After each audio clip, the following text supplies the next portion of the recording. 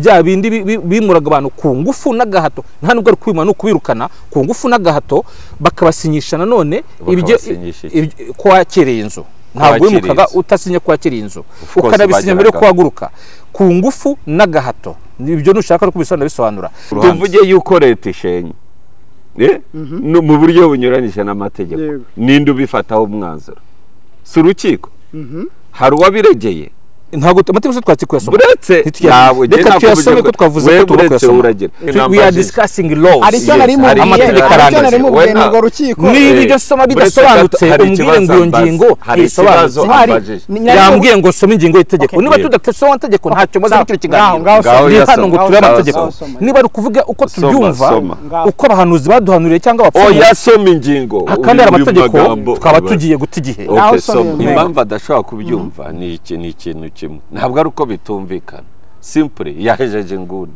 ariko reka ubyumve gutya ko nta butaka nta kibanza nta namwe wacu tuye mu Kangondo ndaheze nguni n'abadukurikiye inguni ntwari ko ntafite ubutaka ntafite isambu ikibazo cya mbere ntafite na mwene wacu ari na mpamvu bazanye ikinyoma cyiswe ikinyoma cya meteo nyisi ikinyoma ibyo byose no kugira ngo asasire yangingo 34 ngo hagiye kwimyuzure imyuzure zaba hariya ni bwoko ki ntayizabaho nibaho bazanase ku Karubanda niba zaba imyuzure hari muri Kangondo muri kono kwezi kwa 9 no kwa 10 bivugiye imbere akamera bazanase ku Karubanda bati munagumuraga abaturage kuko ntabwo leta itegetswe mu gihe yimura abaturage ku gihugu rusange ntabwo itegetswe gutegereza urukiko kiretse hari umuvuga akajagari akavuga inyungu akavuga ntwari leta yari ikwiye kwimura bari abaturage muri buriya buryo cyangwa ntibyari bikwiye ntabwo byari bikwiye ko leta yimura abaturage ibirukana ku gahato ku ngufu kandi ibangiriza ntibyari bikwiye turabasuhuje kandi turabifuriza ibihe byiza abadukurikiye kuri Primo Media Rwanda twizere ko muri amahoro aho muherereye hirya no hino abari mu Rwanda turabasuhuje mu ntara zose z'igihugu abari ku mugabane Afurika mu bihugu bya East African Community turabasuhuje mwese reka dusuhuze n'abadukurikiye muri mu mahanga mu migabane itandukanye n'ibihugu bitandukanye Yeni Jean Dodier kandi Jabo ariko nkuko mubibona ndi kumwe n'abagabo babiri n'abagabo navuga b'abasiniya cyangwa se bafite ubunararibonye mu mwuga w'itangazamakuru uko ari babiri ibumoso bwanjye ndi kumwe na Robert Mugabe ni umunyamakuru akaba umusesenguzi akaba n'umunyamategeko Robert ikaze mu kiganiro murakoze turi kumwe kandi na Ntwari John Williams ni umunyamakuru agasesengura akaba kandi n'umunyamakuru ukora nk'impirimbanyi cyane y'uburenganzira bwa muntu hano mu Rwanda no mu ngingo zitandukanye za politike n'ingingo z'imibereho y'abaturage tugwaye ikaze murakoze ntangiye mbivuga rero ko Ntwari John Williams ari umunyamakuru ukora ku bijyanye n'imibereho y'ubuzima bw'abaturage ariko kandi n'ingingo za politike akunda kuzivugaho niyo mpamvu muri iki kiganiro tugiye kumwakira atugaragariza ku ngingo tugiye kuganira irebana n'iyimurwa ry'abaturage bahitwa Bannyahe ni Kangondo na Kibiraro ya mbere n'iya kabiri ni ingingo yavuzweho hano mu Rwanda ariko no ku ruhando mpuzamahanga ivugisha abantu bamwe bati iyi ngingo yabaye politike bitari bikwiye abandi bati kuki leta yimuye bari abaturage itabahaye ingurane ikwiye nk'uko bo babisaba ariko abandi bati mu nyungu rusange ntabwo leta ikwiye kwishyura abaturage ahubwo nk'umubyeyi ubatekerereza cyangwa se nk'igihugu kibareberera kiba kizi ibibakwiriye ni ingingo itaravuzweho rumwe yaba mu Rwanda ndetse n'abandi ariko Ntwari John Williams niwe ngiye guheraho nk'umunyamakuru wabikurikiranye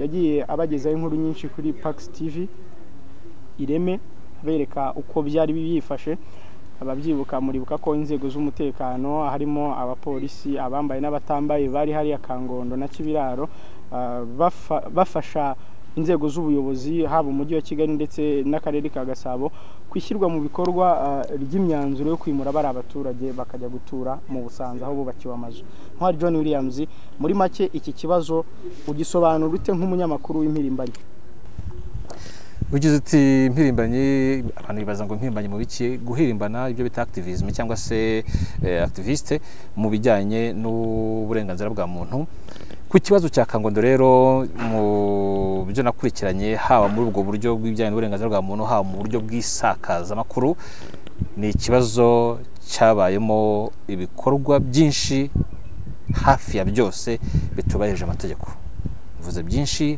hafi ya byose bitubahirije amategeko ni byiza ko turi kumwe n'umugabo w'umusesenguzi nawe ariko w'inararibonye mu mategeko turaza kugenda ibyo tuvuga tugendere ku itegeko, iryubahirijwe ni iri kubera iki ngiki, iryishwe ni iri ngiri kubera iki ngiki.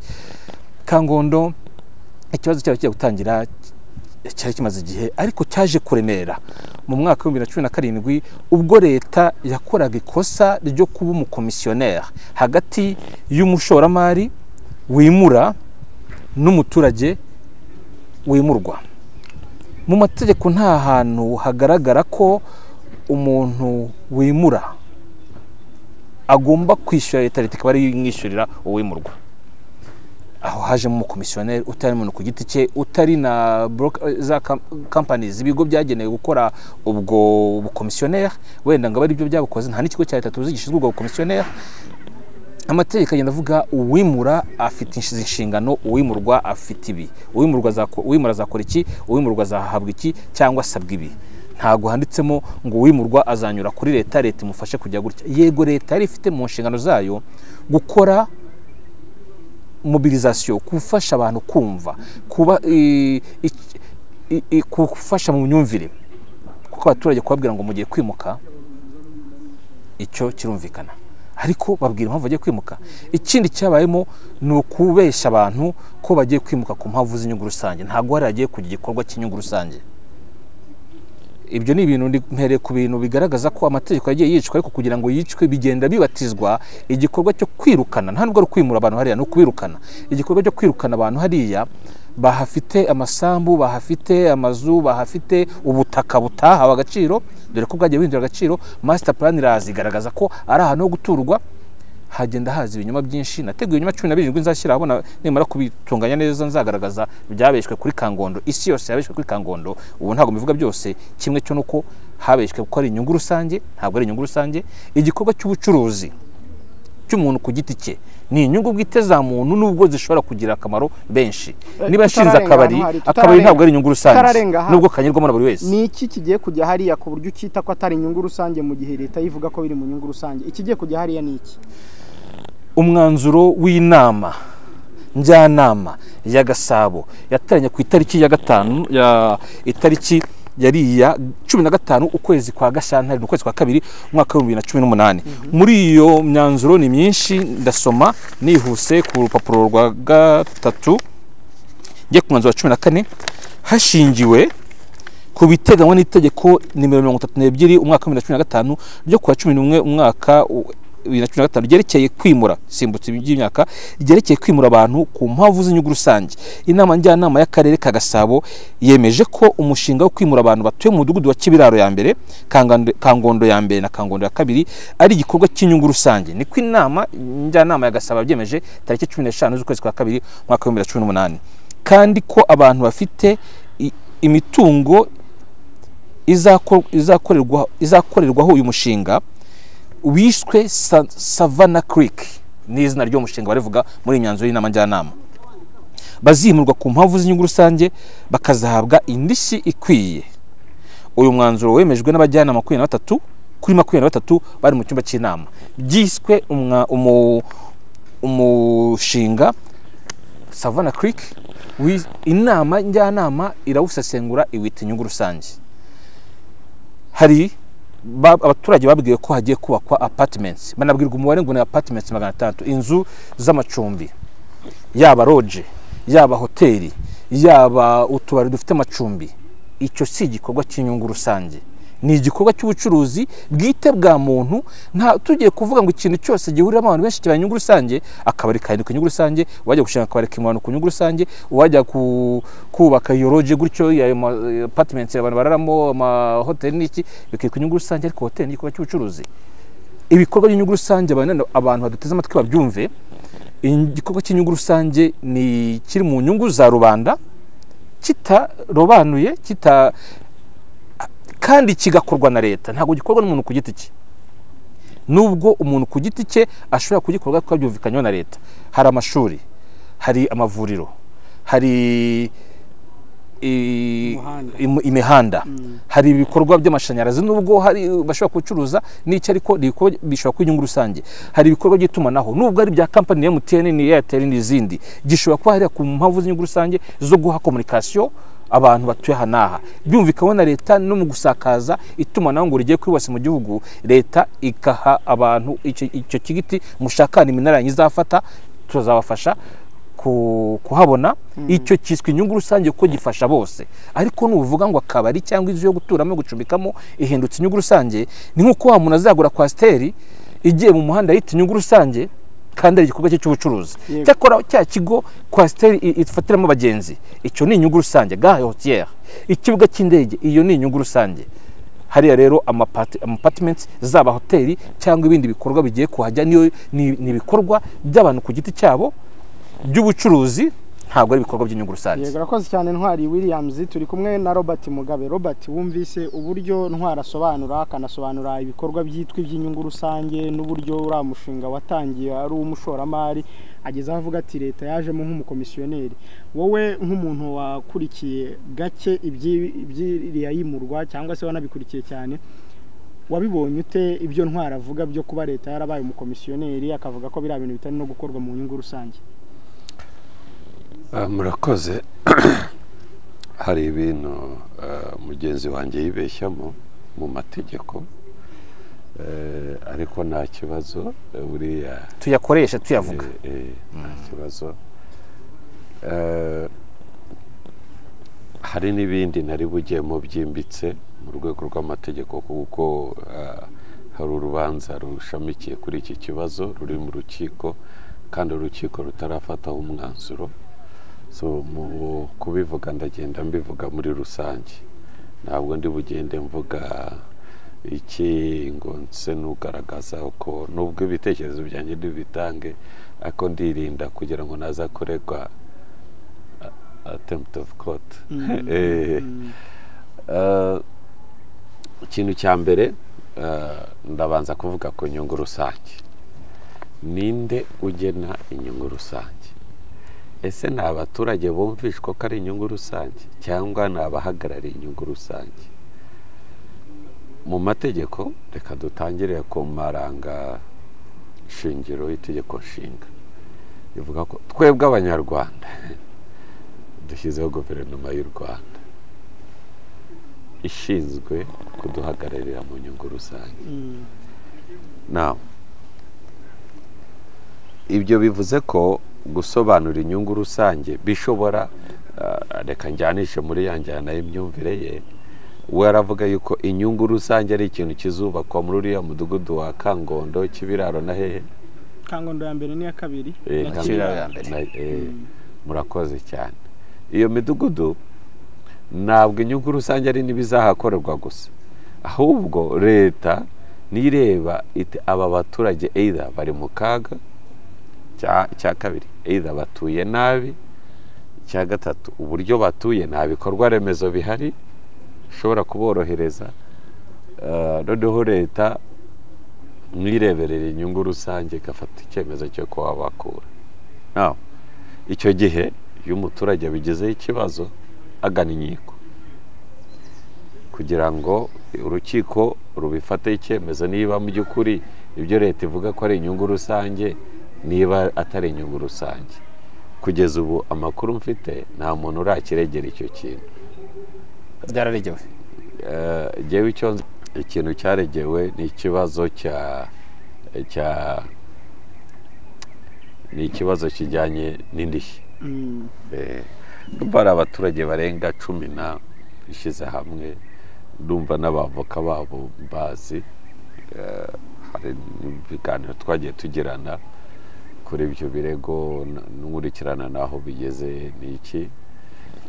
Ariko si jewe niba byaranaregewe simbizi, sinzi n'icyemezo urukiko rwabifasheho, niba kitarayifataho icyemezo nizera ubutabera kuko ndi umunyamategeko. Kuko icya kabiri, sinzi uyu mushinga Havana Creek niba ari gutyo bivuga, kuko sinabisomye, yabinsomeye. ahubwo sinzi niba ari umushinga wa leta, sinzi niba ari umushinga kubera ko ushobora kuba na joint venture, umushinga w'abikorera bafatanyije na leta, yewe n'abikorera bashobora kuza bagafatanya na leta, akavuga leta rero twebwe tuzashora imari mu kubaka ibi, ariko wowe tuzanira amazi, ducira imihanda, dushyirireho n'abantu baza, tuvuge nk'uko yabivuze n'urugero, nk'uko yabivuze atenga n'amapatementi, abantu baza muri aya mapatementi bakeneye centre de santé, bakeneye ishuri, bakeneye ibibuga by'imipira, so leta niho ugomba kubyubaka. So mu rwego rwa leta rwo guteza imbere ishoramari no gukura abantu bari batuye nabi bishobora kubagiraho akaga cyangwa ingaruka, cyangwa se bidatuma ibikorwa remezo bibageraho, mbese bijyaniye n'ubuzima bwiza, leta igafata umwanzuro wo kwimura bariya abantu ikabahereza ingurane, hanyuma bakahava. Now itegeko rya expropriation ahita gute mu Kinyarwanda? Itegeko rigenga kwimura abantu no guhabwa indishyi, riteganya yuko mu gihe habaye leta ishaka gukora ahantu igikorwa cy'inyungu rusange cyangwa yimuye abantu ku nyungu rusange, ibahereza inyungu ikwiye yumvikanyweho,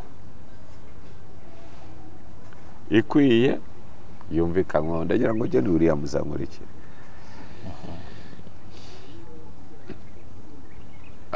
Leta yakoranye inama n'aba baturage, narebaga inyito nyayo y'iryo tegeko so kurangara, ni itegeko rya expropriation ryitwa relating to expropriation in the public interest, none mu Kinyarwanda bakaryita itegeko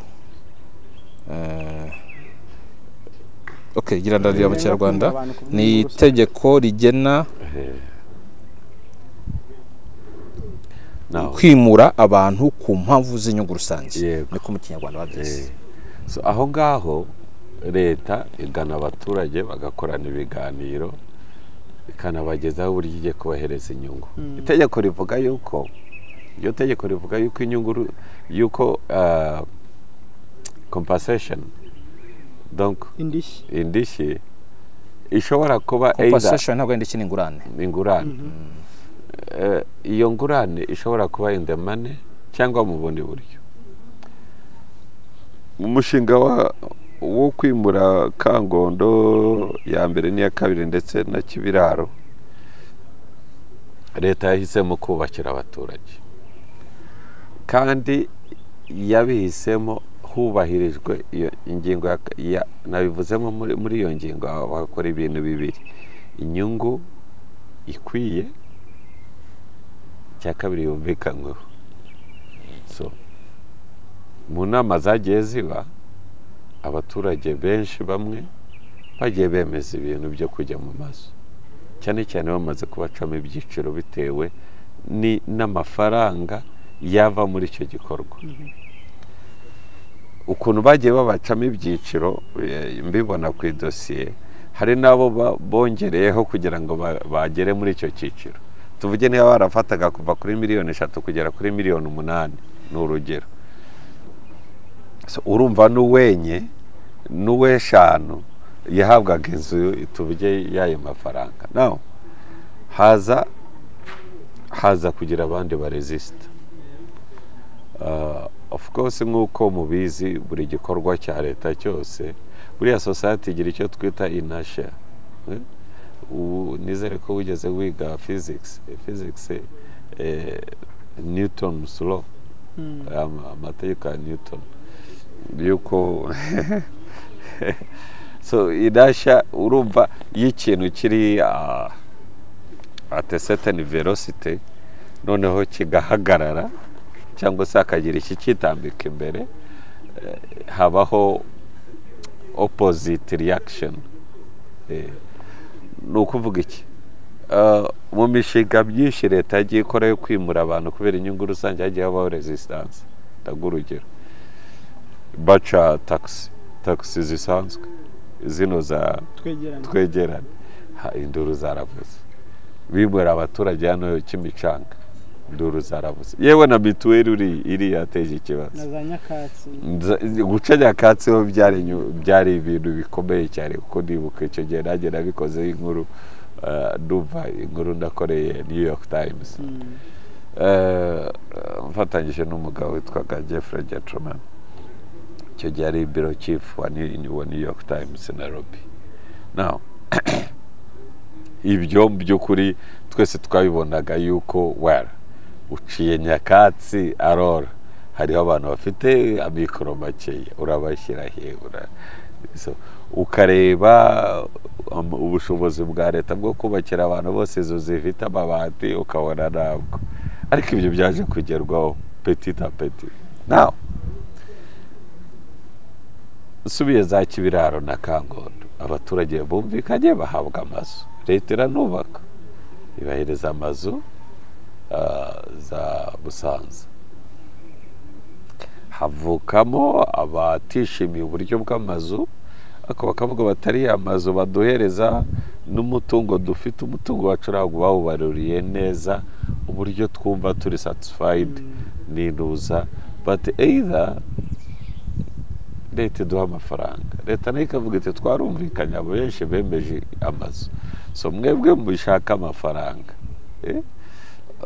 twebwe turabahereza inzu, ariko niba mwumva mwararenganijwe mugana inkiko nk'uko a democratic society ikora. Now ikibazo kiraha, ibi niyo biri mu nkiko abantu bakaregera inkiko, inkiko zifata icyemezo, ariko jyewe uko mbibona kuba ibintu byagannye inkiko hanyuma inkiko zaba zitarayifata icyemezo tukavuga abantu bararenganye nkanjye nk'umunyamategeko ubu urimo kunyagresa unless mubwira ko utizeye ubutabera. Iyo nanone hadategerejwe imyanzuro y'urukiko no kwagresa amategeko uretse gato.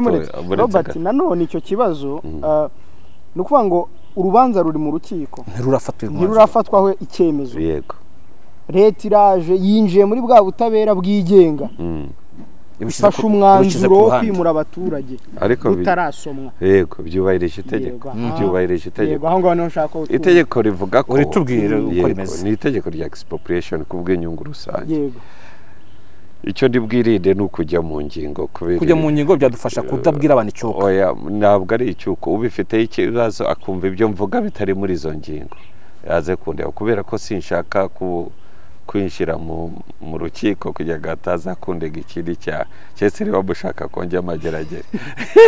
Oya, kuvuga itegeko ryubahirijwe leta yakurikije ntabwo bisenya imyanzuro y'urukiko. Buretse gato agenda umunyamategeko, unless you don't trust me. Tureba amategeko twekorera umuntu ku giti cye, tubwira itegeko rivuga ibi, witubwira personality y'umuntu. Hano abantu bakeneye kumva iki itegeko rivuga, ntabwo bakeneye kumva ngo kanaka afite izihe degrees. Itegeko riravuga iki kuri ingingo. Yego, urakoze cyane. Itegeko rivuga ko ibyo ngibyo bya personality n'ibiki nuko bifatira hejuru ukagira reaction z'amarangamutima, utagira umutima wavuze nkutega amatwi, none barambajije reka nsubize itegeko, keretse niba ari wowe ushaka kugira moderator kandi uri umutumirwa, ibyo ngibyo ntabwo byashoboka. Hari uwadutumiye mu kiganiro, buri muntu yamugeneye igihe cye, uwo yumva atanyuzwe arongera mubaze nanone. So let us not confuse things. Itegeko rivuga ko mu gihe iyimurwa, ndavuga itegeko rya expropriation ku nyungu rusange, mu gihe iyimurwa ry'abo baturage riri mu nyungu rusange, noneho urubanza ruhari ariko leta ikabona byihutirwa, irabikora, umwanzuro urukiko ruzafata leta ikawubahiriza. Iyo ngingo siyo narisomye ryose mbere uko nzahanga ntayanditsemo. Ubwo ngubwo wowe ngingo ntayanditsemo, ubwo wowe ufite irindi tegeko. Iyo ngingo ntayanditse mu itegeko wavuze, cyeka niba ari irindi ritari rya expropriation, ntabwo ari kujya gutumaka aho yari nyereka iryo tegeko. Noneho ntwari wowe Mbese uratekereza ko Robert wowe itegeko wasomye ryerekana iki ku byo Robert avuze? Niba Robert avuga ko leta ishobora kubikora mu gihe gitegerejwe umwanzuro w'urukiko, umwanzuro w'urukiko wazaza leta ikawubahiriza cyane buretse reka nongere ko byanditse mu itegeko rya expropriation nta ririmo kuko ndarifite n'ahangaha. Reka nongere ikindi kintu, cyane mu gihe ikiregerwa ari ingurane idakwiye.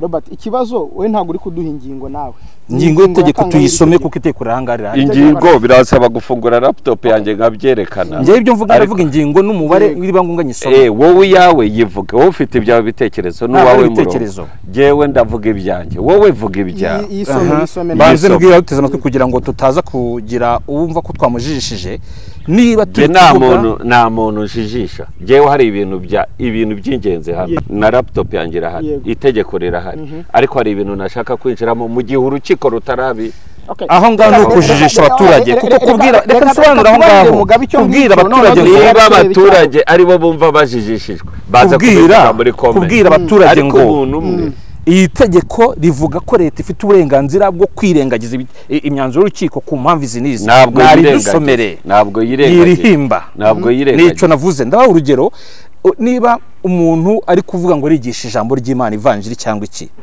nakoreshe Bibiliya cyangwa Korowani avuga ngo isuri nivuga iki cyangwa umurongo nivuga iki yivuga ngo ibyo babwiye ni ihame wavuze ngo kuca ijambo yivuga ngo ibyo mvuga ni ihame kwera ko ndi bishop ndi musenyeri ndi papa ndi mufti oya niba uri mufti ukavuga ibyavuze n'intumwa y'Imana garagaza aho byanditse muri Korowani niba uvuga ibyanditswe na Bibiliya garagaza amategeko ubaye umunyamategeko udakoresha ingingo y'itegeko uvuga ibinyoma utari umunyamategeko wakoresha ingingo y'itegeko wavuga ntwari widisikasinga kuri mugabo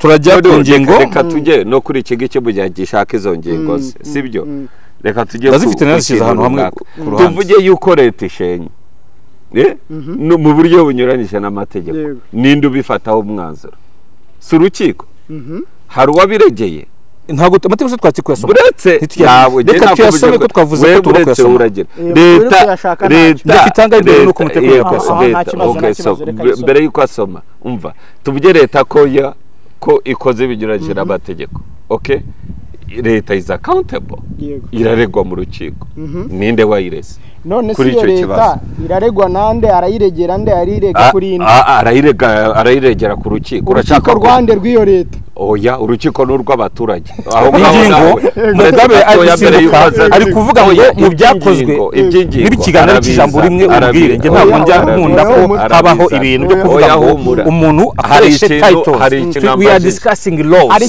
amategeko aranditse niba ibyo soma bidasobanutse umbwire ngo iyo ngingo isobanutse yambwiye ngo soma ingingo y'itegeko niba tudasoma amategeko ntacyo maze n'icyo kiganiro ni hano ngo turebe amategeko niba ari kuvuga uko tubyumva uko abahanuzi baduhanuriye cyangwa abapfumu yasoma ingingo kandi ari amategeko twaba tugiye guta igihe ingingo ya 34 y'itegeko rigena kwimura abantu ku mpamvu z'inyungu rusange mu gaka kanyuma kavuga ibyaya myanzuro yo kwimura abantu iyo za nama yavuga zabayeho ntago abaturage basabye inzu icyo nacyo ni kinyoma uza inama zose ifite imyanzuro yazo zinyuranye abaturage bagiye korana na leta aha ngaha gusa nazanye umwanzuro w'inama njyanama kwera ko narinzi ko ari wo turi bukenere udashobora kutwereka ntabwo tubyemeye izo nama uvuga ngo zabaye niyo zaba zarabaye nubwo nta baturage basabye inzu ingingo ya 34 iyo habaye iyo imyanzuro igafatwa nk'iyo ngiyo kuvuga ngo kwimura abantu cyangwa kujya itegeko widusobanura agakanyuma kavuga ngo iyo wimurwa atanyuzwe n'umwanzuro wafashwe atanga ikirego mu rukiko rubifitiye ububasha mu gihe kitarenze 15 ibarwa guhera umunsi ashyiriho umukono ku nyandiko mvugo igaragaza ibitemeranyijweho iki cyarakozwe agaciro kemejwe n'urwego rwimura byarakozwe kuko urukiko barujyemo bwa mbere rwa rukiko rwisumbuye rwa Gasabo hari tariki ya 7 kumvisha ko nabikurikije byose hari tariki ya 7 z'ukwezi kwa 11 mu mwaka wa 2018 ayo matariki mu gihe bakore France hari Gasabo ni urukiko byarakozwe zirindwi z'ukwa 10 byarakozwe n'ibyakozwe icyo ngicyo rero ngo agaciro kemejwe n'urwego rwimura gahabwa kugira ngo igikorwa cyimurwa cyo kwimura abantu ku mpamvu z'inyungu rusange kidahagarara mu gihe hagitegerejwe icyemezo cy'urukiko iri ni itegeko rivuga ngo agaciro kemejwe n'urwego rwimura gahabwa uwimurwa kugira ngo igikorwa cyo kwimura abantu ku mpamvu z'inyungu rusange kidahagarara mu gihe hagitegerejwe icyemezo cy'urukiko iyo ni ingingo ya 34 iyo ni ingingo ya kagahe ya 34 agaka nyuma reka dukomeze noneho oya rekera mu gihe hagitegerejwe icyemezo let's quote the law komeza mu gihe hagitegerejwe icyemezo wavuze ko bitari noneho kuvuga ngo leta ngo iraza kugira noneho urayibonye tugiye kunuza ku ngingo 55 kwishyura indishyi ikwiye. Indishyi ikwiye ishobora kuba amafaranga y'u Rwanda cyangwa ubundi buryo bwumvikanyweho hagati y'uwimura n'uwimirwa. Ni uburyo bwumvikanyweho, ntabwo bakubwira ngo byanze bikunze ajya hariya, nkuko ikarama bo babategetse byanze bikunze kwimukira mu midugudu, na n'ubu hari abatarishyurwa badafite n'aho bariga. Reka ndagize ino ngingo kugira ngo iyimurwa ryemerwe, indishyi ikwiye ihabwa uwimurwa igomba kuriha mbere y'uko yimuka. Ntabwo ari ukuvuga ngo mubanze mwimuke nk'aho bakarama bajyanywe bakiruhura na n'ubu batarishyurwa, birirwa basiragira bakabwira ngo muraburana iki, byabaye imfabusa. Kuvuga amazina y'abantu sinuza. Reka ndangirize rimwe izi ngingo ntabwo ari nyinshi. 3.6 igihe uwimura agomba kuba yamaze kwishyura indishyi ikwiye. Ibi byose byagiye byirengagizwa, birangwa ko wajyana za katapira n'abapolisi barenga, reka ne kujya mu bare y'inzego z'umutekano. Indishyi ikwiye yemejwe yishyurwa mu gihe kitarenze iminsi 120 uhereye igihe iyo ndishyi ikwiriye yemerejwe n'inama njyanama ku rwego rw'akarere. Niba inama njyanama yarateranye ku itariki ya 15 Gashyantare 2018, bivuga iminsi 120 n'amezi 4, bivuga ko bitanze ukwezi kwa gatandatu abaturage bagomba kuba barahawe ingurane ikwiye. Ndakotinga itegeko. Hari abajya bavuga ngo umuntu ngo asomye itegeko ngo ariko nkora ko dafite masters mu mategeko ngo arisomye nabi. Umuntu uri hariya muri comment ambwira ati ibyo wasomye ntabwo ari cyo basane mu itegeko. Indishyi ikwiye yemejwe yishyurwa mu gihe iyi ni ingingo 36 kitarenze iminsi 120 uhereye igihe iyo ndishyi ikwiye yemerejwe n'inama njyanama ku rwego rw'akarere, ku rwego rw'umujyi wa Kigali cyangwa minisiteri bireba. Ni inzego eshatu zibasha kwemeza, rumwe mu ruzo cyangwa izindi. Iyo igihe kivugwa mu gika cya mbere, reka banza soze, niba ufite itegeko ugiye gusoma rivuguriza iri fine. Ya banza soze iyo igihe kivugwa mu gika cya mbere cy'ingingo kirenze, iyimurwa riba ritaye agaciro keretse uwimurwa n'uwimura babyumvikanyeho. Ahangaha ntabwo byumvikanyweho, biba iza mpamvu zatumye kutabyumvikanaho bajya mu rukiko. Agakakurikiraho nyuma yo kwakira indishyi ikwiye, uwimurwa afite igihe kitarenze iminsi 120 ngo abe yimutse. Bivuga ko hari amezi 4 agomba guhabwa indishyi ikwiye kugira ngo bitarenze amezi 4 agomba guhabwa indishyi ikwiye. Ariko none ntibamuterura ngo mujugunye cya katapira ijye kumusanyaho hejuru, agahabwa andi mezi 4 yo kuba yavuye muri bya bikorwa. Ubwo ni amezi 8. Icyakora ku mirimo y'ubuhinzi, aho ni exception, ntiyemerewe guhinga ibihingwa birenze iminsi 120 mu murima we. Ni ukuvuga ko amezi 4 yandi ugomba kuba watanze inzu cyangwa icyo yimurwamo. Aba baturage nicyo bakoze, batanze nababwiye ko inama za mbere zibagisha inama zikabwira ingurane yabaye ku itariki 26 z'ukwezi kwa 9 2017. Bazurungutana muri amezi yose, umwaka urashira, amezi 5 ashira, hiyongera andi mezi 2 baburana, aba baya 7 kuri 15 z'ukwa 2 2018. Inama njyanama ifata imyanzuro, iratera ifata imyanzuro mu bayishyizeho umukono. Ibifite izima produire n'ikirangantego cya leta batajya mu bintu bya kashe, batajya mu bintu kuhibaga nimba bihimbye nzaregwe inyandiko mpimbano. Mu babishyizeho umukono harimo n'uyu Dr. Bayisenge Jeannette, ubu ngubu ni minisitiri w'icyari cy'umuryango. Yari icyo gihe umuyobozi w'inama njyanama y'akarere ka Gasabo. Harimo n'abandi umvise ko yarigizwe n'abantu 23 bafashe icyemezo. Amezi 7 abaturage bakiburana bavuga ati ntago twemera ibyo mazu mugiye kuduha izo nama mutujya ntitubishaka. Nibwo umwanzuro uvuze ati bazahabwa ingwani ikwiye yumvikanyweho, barabyemeza. Ya mezi 4 abaturage bategereje ko bitarenze mu kwezi kwa 6 iminsi 120 batagize bate badahawe ingurane ikwiye yemeranyijweho. Ukwezi kwa 6 kugeze nta kintu bari bagahabwa. Niho habayeho bababwiye bati nubwo havuga izi nama zagiye ziba, nubwo havuga amezi 4, itegeko riteganya ko hari amezi 8, hari mezi 4 mwaka mwavuyemo, andi mezi n'abaturage barategereza. Biragenda bagera mu kwezi kwa 10 umwaka wa 2018. Ndumva amezi ndikubana mu buryo bwumvikana. Bigeze mu kwezi kwa 10 umwaka wa 2018, abaturage bahita bavuga bati ubwo byananiranye nta kintu gisigaye uretse kwitabaza iki, kwitabaza inkiko nk'uko yagiye 34 ibivuga.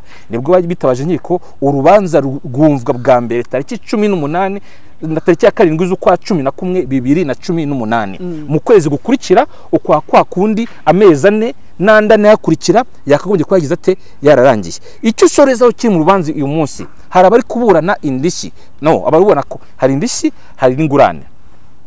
Mujya mu rukiko mukumva umuturage aravuga ati mwambariye miliyoni 30, iminsi 120 irarenga, iyo nuziba ya expirinze tugomba kongera kubara bundi bushya, cyangwa hari ibindi bigomba kurebwa agaciro igena agaciro rishya. Ariko niba bidakunze bikajya mu nkiko hazaho indishyi. Niyo mpamvu hari ababurana ingurane bakabona n'indishyi. Indishyi iteganywa n'itegeko rigena kwimura abantu ku nyungu rusange, ingingo ya 37 ivuga ngo mu gihe uwimura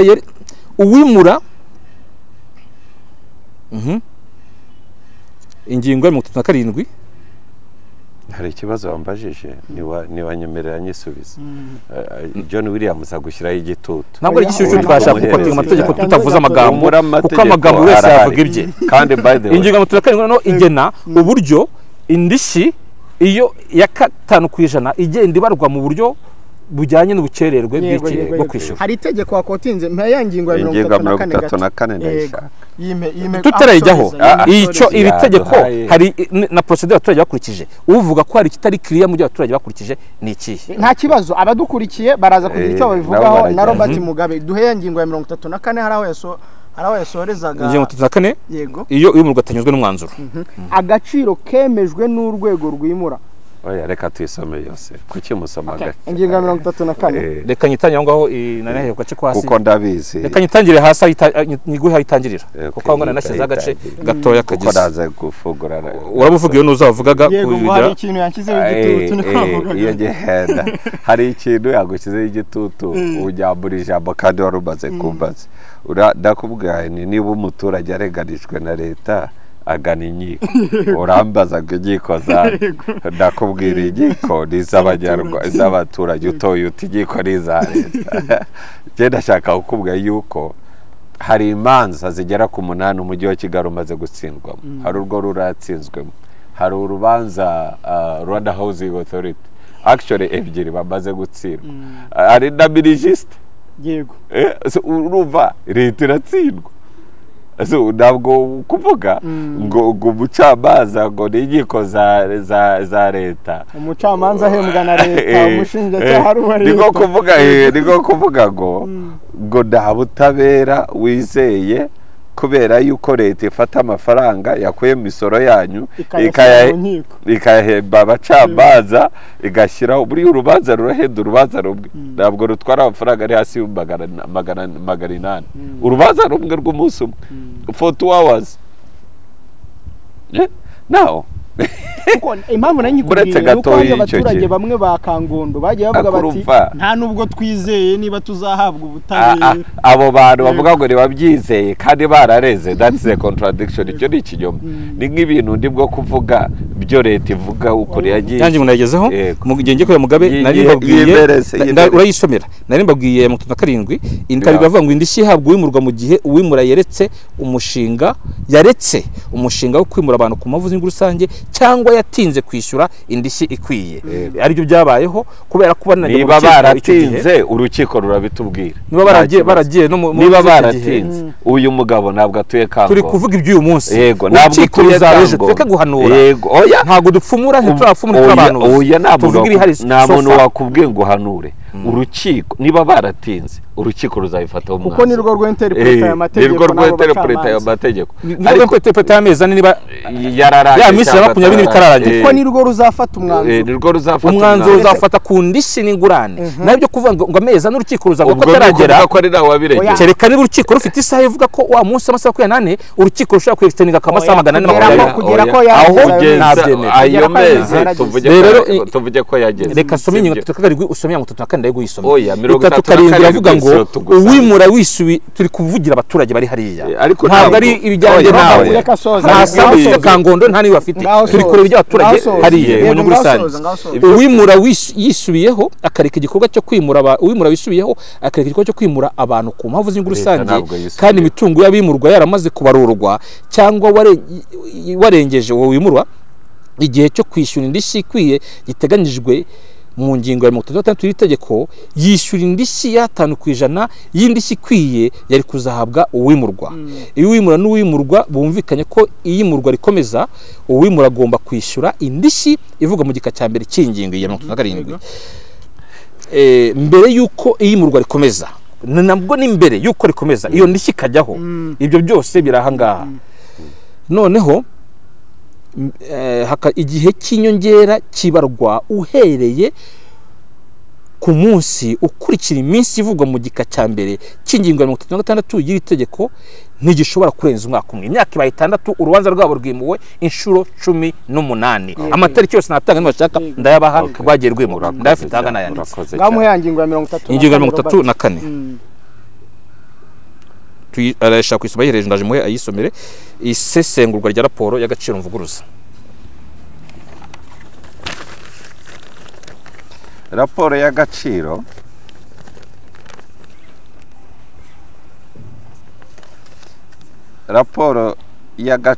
mvuguruza yakozwe n'umugenagaciro cyangwa ibiro by'inyigo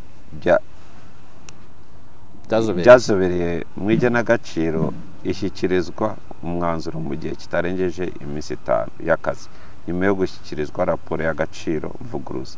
Iyo raporo y'agaciro mvuguruza yemewe n'urwego rwimura isimbura igenagaciro rya mbere, hakorwa indi inyandiko mvugo ishyirwaho umukono yemewe n'urwego mvuguruza. Iyo yemewe n'uhagarariye urwego rwimura, uwimurwa n'abagenagaciro bo ku mpande zombi. Iyo raporo y'agaciro mvuguruza itemewe n'urwego rwimura, hakorwa inyandiko mvugo igaragaza ibitemeranyijweho. Iyo nyandiko ishyirwaho umukono n'uhagarariye urwego rwimura, uwimurwa n'abagenagaciro ku mpande zombi. Iyo uwimurwa atanyuzwe, umwanzuro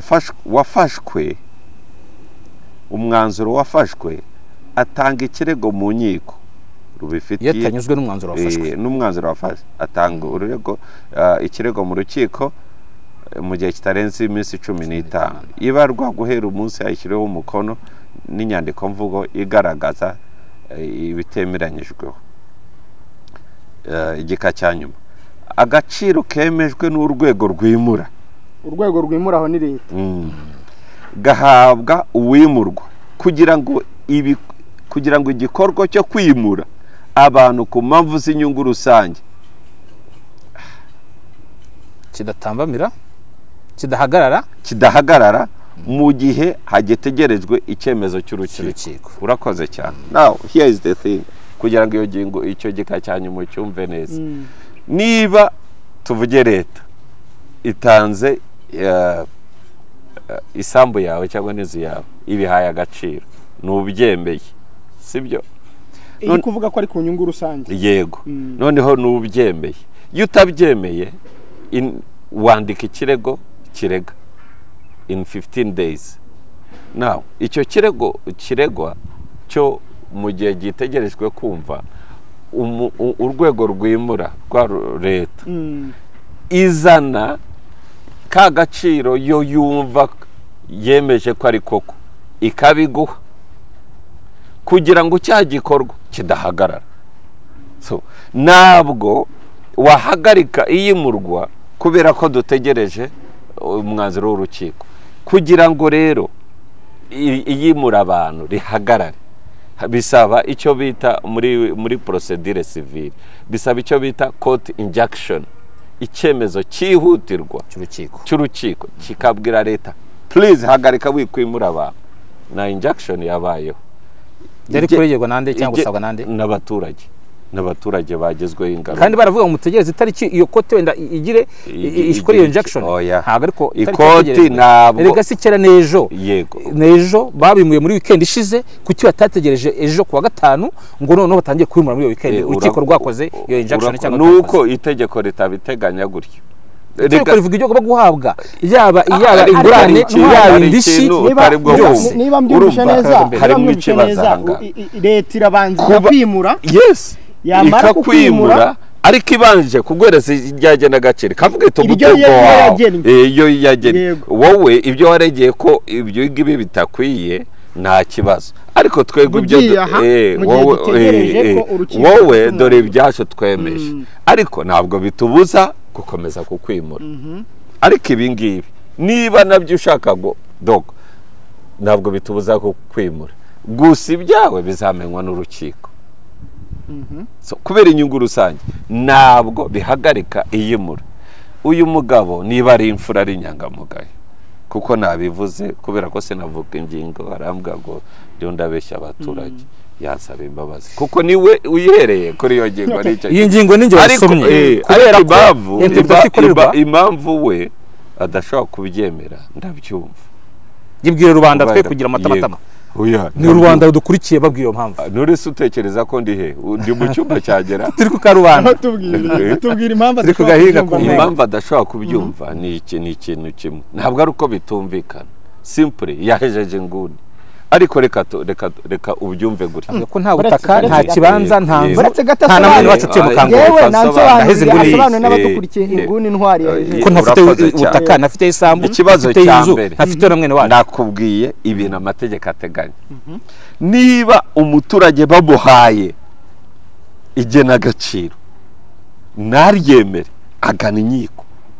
sibyo ariko muri uko kugana inkiko ntabwo bibuza leta ahubwo itegeko ryemera leta gufata rya genagaciro yagennye ivuga ko rikwiye karindi jabo bakarimuhereza akarifata mu ntoki bati twebwe kubera kwa kukwimura ntabwo bihagarara akakwimura niba nabonye abaturage ba Kangondo bafite gende ndavuga iby'amategeko ateganya nabonye bafite abavoka abavoka rero bari kubavuga bati leta yatangiye kwimura twihutire kuko itegeko rivuga procedure civile ivuga yuko kuri injunction umucamanza afata icyemezo cyihutirwa bitarenze amasaha 28 ryo kubuza umuntu kwibuko ryo kubuza urwego rwimura kwimura akavugira umucamanza akavuga mube muhagaze ibyo bintu tuvuge byarashinganishijwe mu rukiko no mu birego by'abari abantu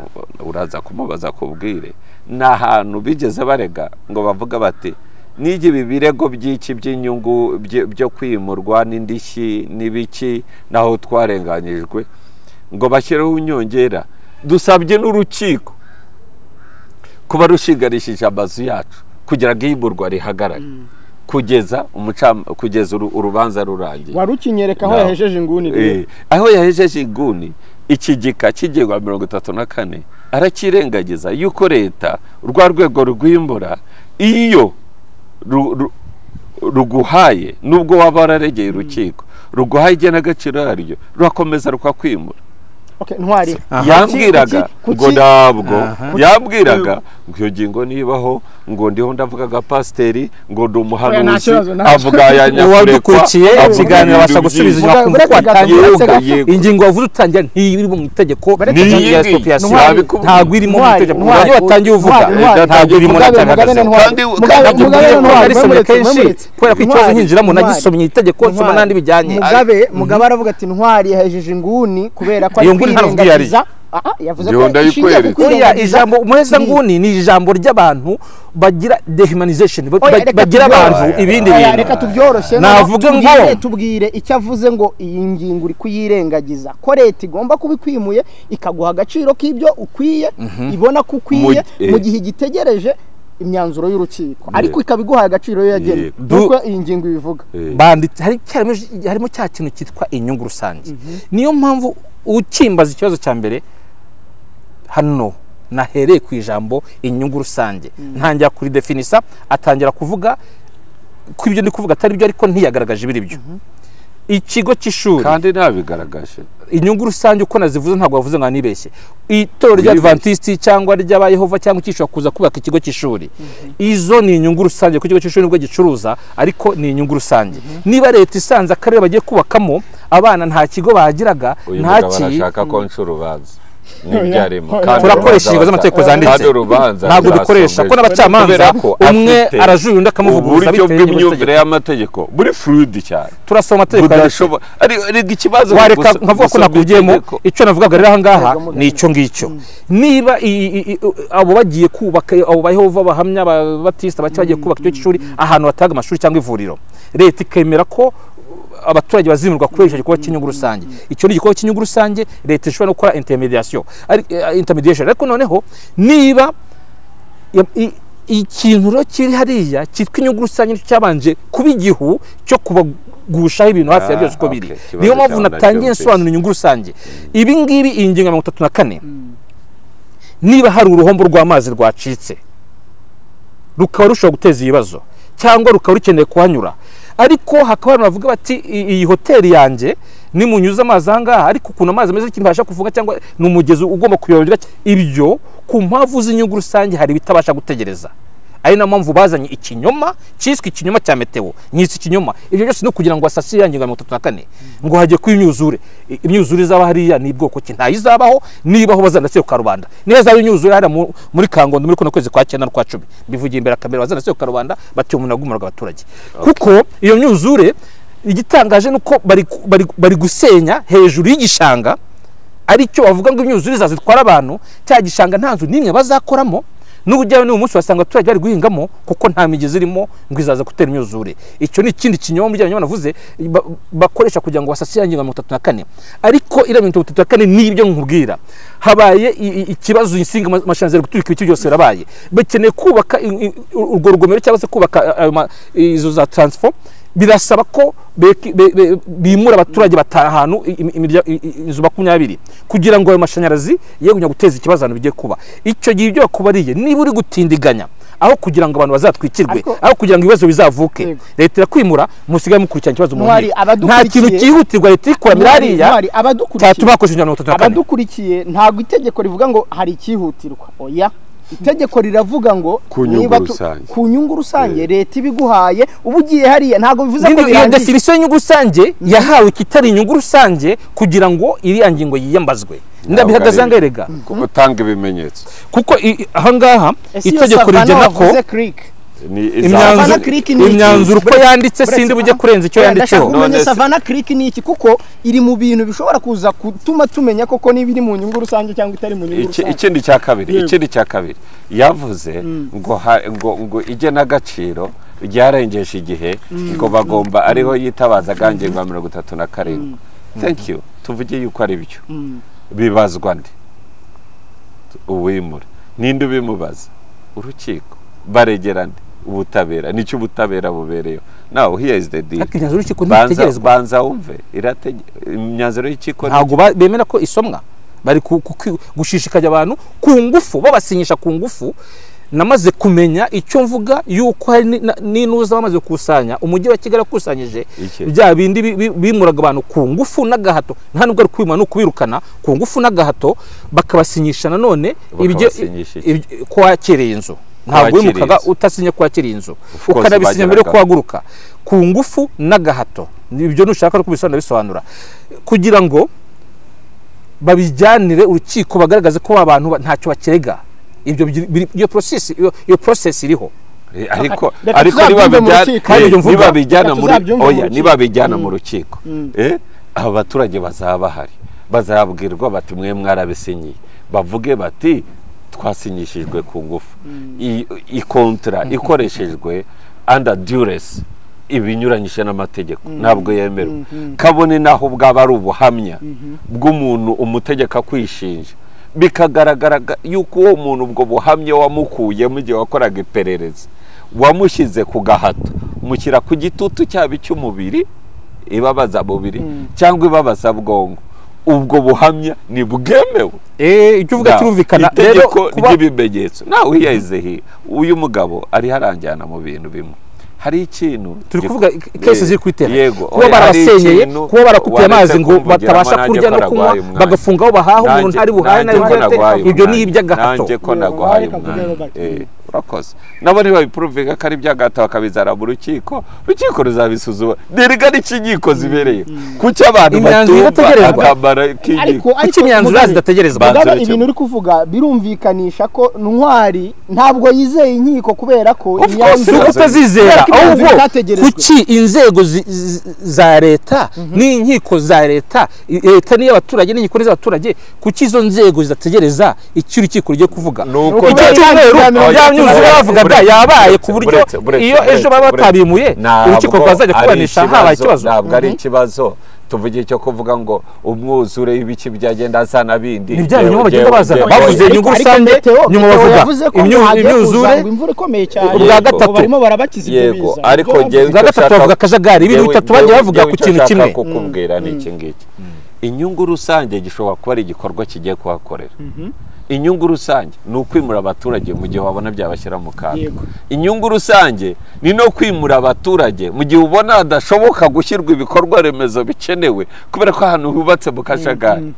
So kuvuga ngo inyungu rusange ngo ikigiye kubakwa gusa nabyo si byo. Icya kabiri aha we yahigoze wrong. Icya kabiri yanashinze icuma gasara gasizora naho navuze yuko ntabwo leta itegetswe mu gihe yimura abaturage ku nyungu rusange, ntabwo itegetswe gutegereza urukiko kiretse mu gihe abaturage bashyizeho injection urayo mu gihe nta injection ihari y'urukiko, ntabwo leta nk'umuntu nk'urwego rwimura rutegetswe gutegereza imyanzuro y'urukiko. Robert Mugabe na Ntwari John Williams dufite amasegonda make abaturage mufashe gusobanura abantu icyo bita inyungu rusange. Itegeko rasobanura inyungu rusange nitabwana inyungu rusange cyari cyo barajijishwa. Imvura igiye kugwa ndabisoma mu itegeko ryanditse imvura itaragwa. Inyungu rusange ni iki? Itegeko razivuga twe kujya guhimbira abantu n'abaturage bagibaza. Ingingo 5 y'itegeko ryo kwimura abantu ku mavuzi y'inyungu rusange iravuga ngo urutonde rw'ibikorwa by'inyungu rusange. Ibikorwa by'inyungu rusange ni bikurikira: imihanda n'inzira ya gari ya moshi, imiyoboro y'amazi n'ibigega rusange by'amazi, imiyoboro itwara amazi yanduye naho atunganyirizwa, ingomero z'amazi, imiyoboro y'amazi y'imvura ikorwa ku mihanda, ahatunganyirizwa imyanda, imiyoboro y'amashanyarazi, imiyoboro ya gazi, petroli n'ibigega byabyo, imiyoboro y'itumanaho, ibibuga by'indege, aho bategera ibinyabiziga, ahantu hakomye hagamijwe kurengera urusobe rw'ibinyabuzima.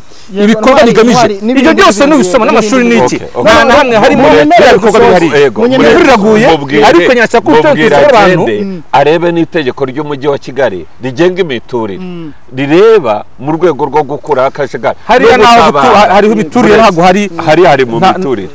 Hari mu miturire ariko mu miturire iri mu miturire y'akajagari leta ifite inshingano zo gukora. Uri guhindura ibyanditse bababwiye ko babibura ku nyungu rusange barazisobanura. Ntabwo nejo wone umuvugizi wa leta yavuze ko atari ikibazo cy'akajagari, banavuze ko ariko haza ariko byose bibanzemo kucyugo ruvangitirane rutari gusobanura. Hari uvuga akajagari akavuga inyungu akavuga Ntwari leta yari ikwiye kwimura bari abaturage muri buriya buryo cyangwa ntibyari bikwiye? Ntabwo byari bikwiye ko leta yimura abaturage ibirukana ku gahato ku ngufu kandi ibangiriza. Ntibyari bikwiye. Robert, leta yari ikwiye kwimura bari abaturage muri buriya buryo mu rwego rw'inyungu rusange no kubakiza ubuzima bwabo nk'uko byavuzwe bitewe na raporo bafite n'amakuru bafite ya leta, nukubera ko ari nabwo rwego rurebera inyungu rusange. Executive irabyemerewe. Leta yemera ko irebera inyungu rusange ariko ishobora gukosa impamvu za leta irebera inyungu rusange ni kimwe mu nshingano zayo, ariko nkemera ko ibasha guteshuka. Niyo mpamvu rimwe iburanishwa igatsindwa. Ibyakozwe byari mu nshingano zayo. Aho hari ntago bihamya. Ibibazo ni hobi. Ikiganiro cyari gitangiye. Murakoze tubashimira ikiganiro, niba ngombwa tuzagisubiramo ngeneje rwose nanjye ndite. Murakoze cyane. Murakoze mugabo. Wowe